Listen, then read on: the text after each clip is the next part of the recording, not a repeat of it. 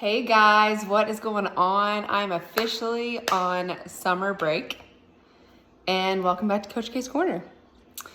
Today I want to talk about the 5 things that I did to help the end of the year go super smooth for me and help me transition from the school year to summer break. I just finished year 7. I don't know why it took me 7 years to figure this out. This was the very first year that I ever actually left the school building on our last admin day and didn't have to return back. So that's not to say I didn't have to work at home, but I typically am one of those ones that I'm the last one to leave at the end of the year. I'm the last one to get my checklist done. I'm the last to get my progress reports done. All of those things that have to be done at the end of the year, for some reason, it always takes me a little bit longer. And this year I made it a goal that on our last admin day, I would be done and I wouldn't have to come back. And I don't know how we did it, but we did it, and I'm going to talk about that in the video today. So tip number 1 that I want to share with you is, first thing I did for the last week of school is I made a to-do list. And as simple as that sounds, it was super helpful. I made and updated a to-do list really every single day for that last week. So Monday was kind of like my long list, but even after making that list, I would prioritize what I needed to get done within the week and also what I needed to get done and what was the most important thing to get done within that day.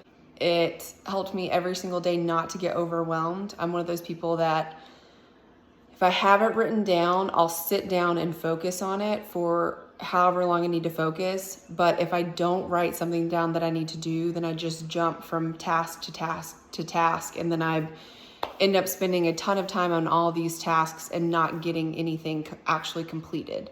The to-do list was super helpful. I know it sounds really simple, but try it and see if you like it. Tip number 2, I utilized TA support like crazy for my last week of school. I typically like to just do everything, but as a special ed teacher, you have to learn how to delegate and send off some of those tasks to other people because you just can't do it all. It takes a village, it takes a group of people, you're all supporting one another, and you as a teacher, you just can't do it all. What I did for the TAs is I wrote out a list of things that I personally needed to get done for the end of the school year, but they were tasks that the TAs could really help me with.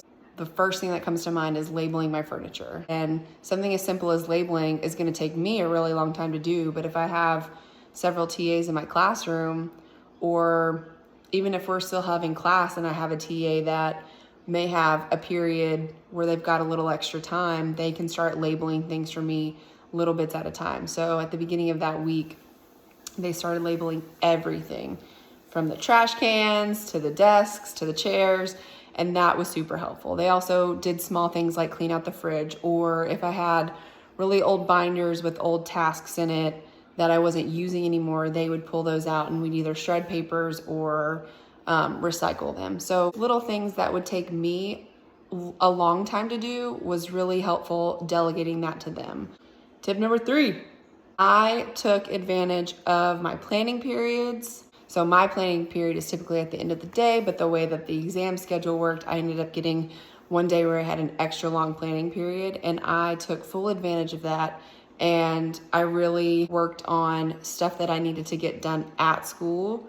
And then I took my to-do list and prioritized what I needed to get done at school versus what I could get done at home. So the stuff that I needed to get done at school, finalizing my kids' files, making sure everything was updated.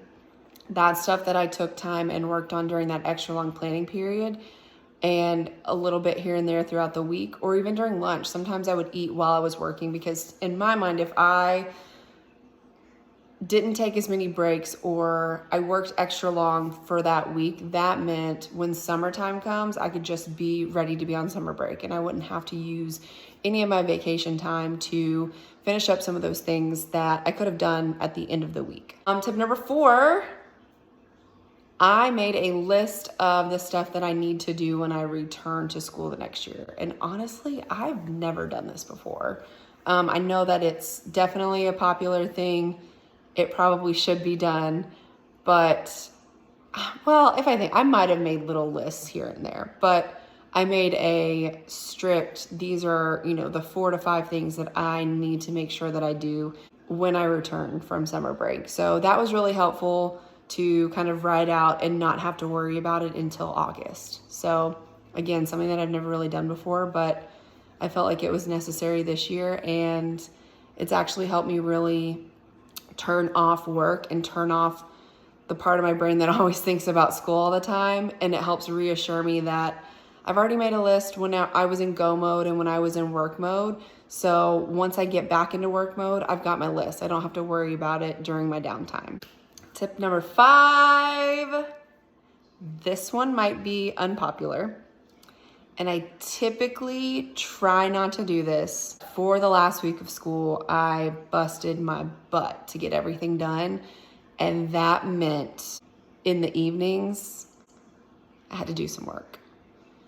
And on our last administrative day at school, after I got home from finalizing everything in my classroom and getting my classroom ready for summer, I ended up working that evening too. I typically don't like to do this during the school year if I can help it. Some weeks you just can't help it.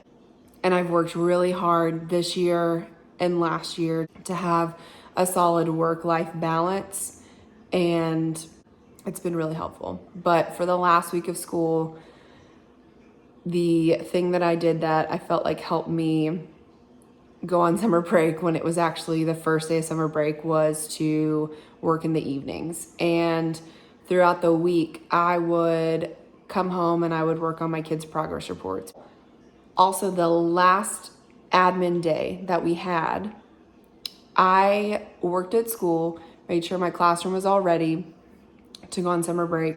Then when I got home that evening, I worked on progress reports for several hours. So it was either work for a couple hours in the evening and leave it for the next week, or it was bust my butt on Friday, get all my work done, knock it all out, then know by the time that the next week rolled around that I was free to go on summer break.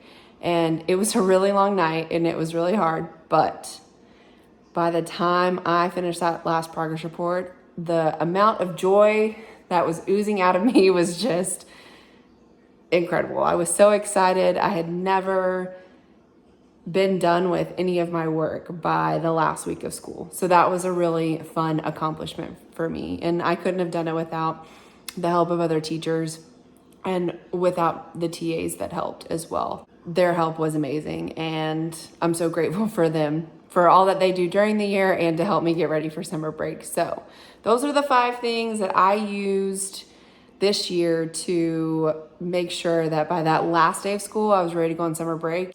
I hope these tips help you. If there's anything that you do in your classroom at the end of the year that helps you get ready for summer break, please comment down below and I'll see you in the next video.